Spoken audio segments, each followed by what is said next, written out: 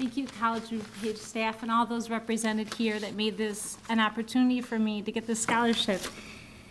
I was in a pretty tough financial crisis this year and wasn't sure if I was going to be able to pay for that next class. And when I heard I got the scholarship, my family pretty much cheered, because it was either get the scholarship or not have enough money to buy them Christmas gifts. And it was such a provision. So thank you so much. And my kids also see just the value of hard work here. So it is an honor to be representing Dr. Martin Luther King and all the values that he represents. I was asked in my essay what ideals that he espoused have impacted my life personally. Well, to answer that, I have to tell you just a little bit about my family. My mom and dad met in a halfway house in Chicago. My mom was pregnant with me there. Not a real perfect place to start a family.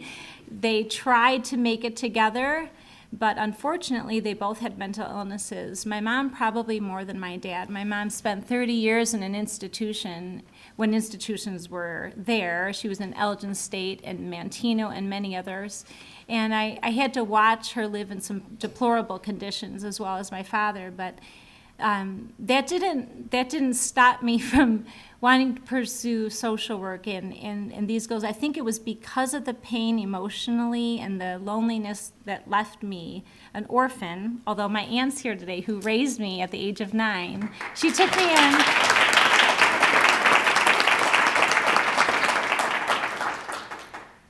I did not let my parents' illnesses slow me down, and they were judged harshly, though. I think a lot of people with mental illness there's still a stigma attached to that. And I love that Dr. Martin Luther King, one of the things that he valued so strongly was not judging people. And I feel like that's the spirit in which I want to carry out to those who I'm called to serve. His quote that I wanted to read that inspires me so much is, "Darkness cannot drive out darkness, only light can do that. Hate cannot drive out hate, only love can do that. And I endeavor to show love versus judgment to the people that I'm called to serve in the field of social work." He believed that healing takes place when we love people, not when we judge them. And so instead of asking, what has happened to you, to the people I'm called to serve, I really want to ask them, instead of what has happened or what is wrong with you. That's the question my parents were asked all the time. What is wrong with you? I want to ask the question, what has happened to you, with deep, genuine concern, because that's how people find healing. And another question I was asked in my essay was, how am I living these values out to the people I'm called to serve? It was in this building a couple years ago that my professor, Donna Renard, started talking about women that were sexually exploited. 20,000 women in Chicago alone every year face sexual exploitation. And it's a real problem. And my heart started being tugged toward this particular group of women when I was in one of these classes.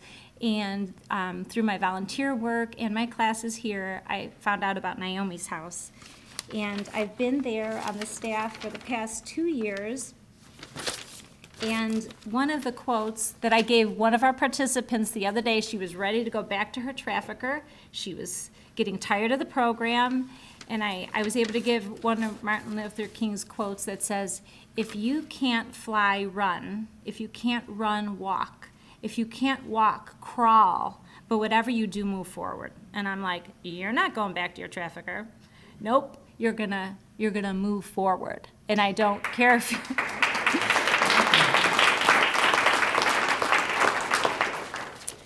Another thing that I'm just blessed, one of the blessings of my job is I get to open up the Bible, and I get to open up the Bible, and I get to talk about principles from the Bible that are able to transform these women's lives, some for the very first time. Some of them have never heard of these principles. And so usually after our coffee time in the morning, we sit down for a very short time and we open it, and I'm able to witness their lives being transformed. And Dr. King stated, quote, "The Bible has many truths I can't escape."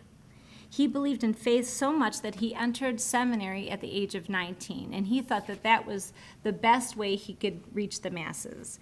And so I will impart that same faith that he stood for to these women, to the lives of these women I'm called to serve, because I know that those principles last.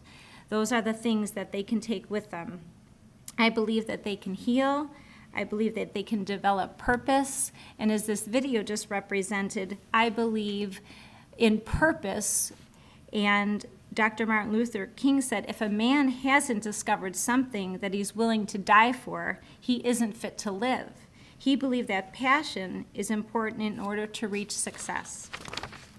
He believed that each individual deserves equality and justice, and I believe that every woman who has suffered from commercial sexual exploitation deserves a new start and a fresh perspective to achieve her great purposes in this life, because most of them have experienced an unbelievable amount of trauma. In fact, some of their own fathers have gotten them into this life.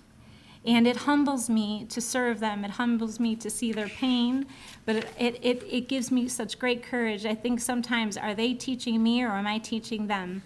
So I want to leave you all with just the encouragement to never lose hope, because sometimes people that are close to losing hope and their hope tanks are low are some of the people you would never, ever believe. So that's my charge today, is just, if you can't walk, crawl. If you can't crawl, move forward, but please just move forward. And thank you so much for helping me move forward in my education. It's a great honor.